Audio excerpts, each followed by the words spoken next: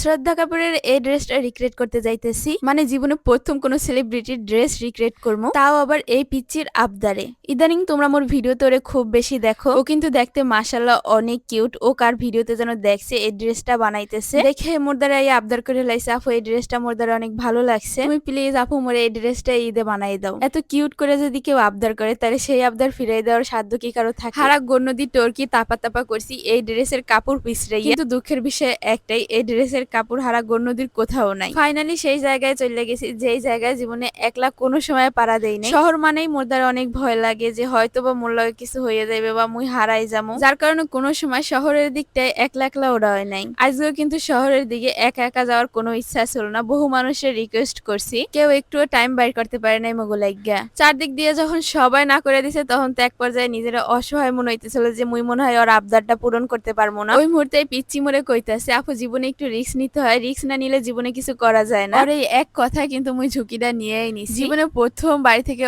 অনেকটা দূরে নিজ দায়িত্বে একটা পিচ্চিরে লগে লইয়া আইছি।